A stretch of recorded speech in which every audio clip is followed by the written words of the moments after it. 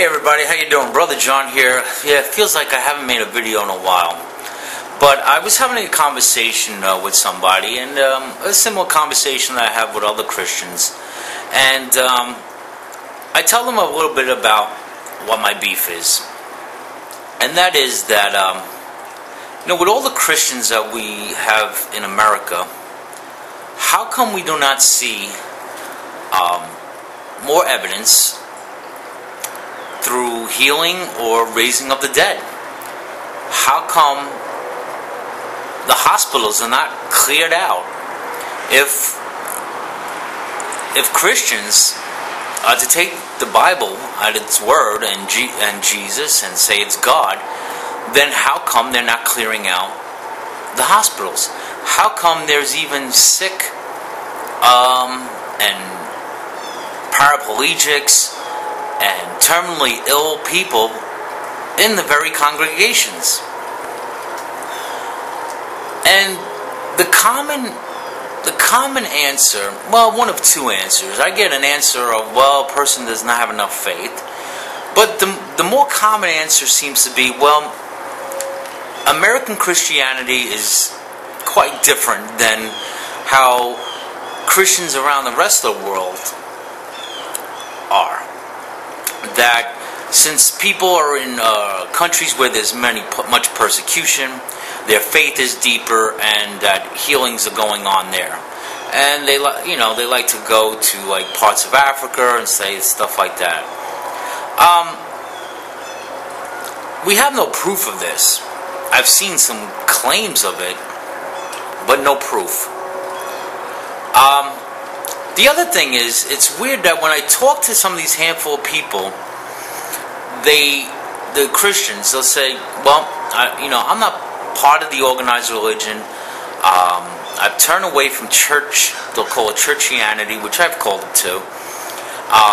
It's about having a relationship with Christ, and America has fallen away from that, having that personal, deep relationship with Christ. And that's why we're not seeing the healings. It's funny that all of them say this, but yet now don't demonstrate it. Demonstrate any kind of healing of a sick or raising of a dead in their own life, or the group of people that they might associate themselves with as being, just Christ focus, not church. And to me, it doesn't support their claim that Christians in other places are doing it. That's why church in America is not doing it, because then they would be doing it. If their relationship is so much deeper, okay, and they found the true Christianity, then why isn't it demonstrated there? So, but this is a major crux, that if Christians, and this is my challenge to Christians out there, if you're listening, where is the evidence of the healings and the raising from the dead? If you believe that this book is the inerrant word of God, and you are to take it literally, or you are to take it at God at His word, okay, there should be multiple healings. We should be hearing about it all the time. Jesus said that you would do even more than He did. Maybe that's a quantitative statement, meaning more Christians and therefore more things will be done. But it's not. It's not being done. I see a lot of false stuff going on in TV with people like Benny Hinn and everything. No proof. Okay? So if we look at, say, the Gospel of Mark, the oldest written gospel in the Bible, and we take Jesus at His words, forget Paul, forget James, okay, let's talk about Jesus. I think His words would be, have more credence than anyone else. So, Jesus says that he that believeth and is baptized shall be saved, but he that believeth not shall be damned. Very easy for people to believe that, right? You're not believing in Jesus, you're damned. They take Jesus at the word like that, right? They take Jesus at his word as you must be baptized. Some denominations say you have to be baptized to be saved, because they're taking Jesus at his word, right? These signs shall follow them that they believe. In my name they shall cast out devils. They shall speak with new tongues. That's a whole other video. Tongues. But they shall take up serpents, and if they drink any deadly thing, it shall not hurt them. I like to see that challenge. Drink some deadly poison and not be sick. It may not affect you. Why anybody would purposely drink a deadly thing in the first place? Don't know. But anyway, he says, they shall lay hands on the sick and they shall recover. This is the King James Version. Others say, he shall be healed. So then after the Lord had spoken unto him, he was received up into heaven and sat on the right hand of God. Besides all the problems with the resurrection account before this, but verse 18, if you lay hands, they shall recover. It's not happening.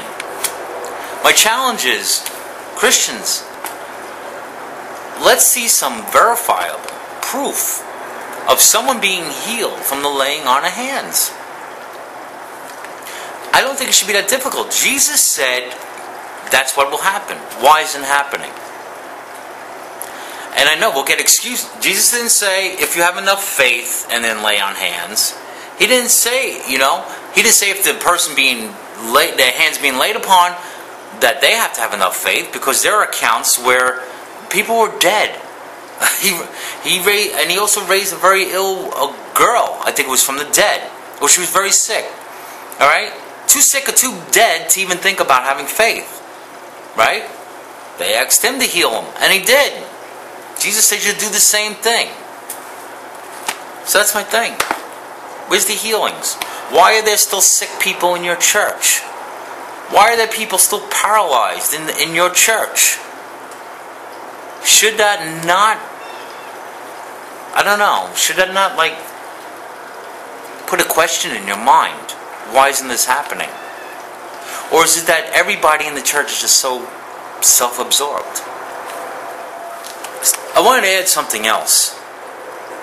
Jesus said that these signs shall follow them that believe.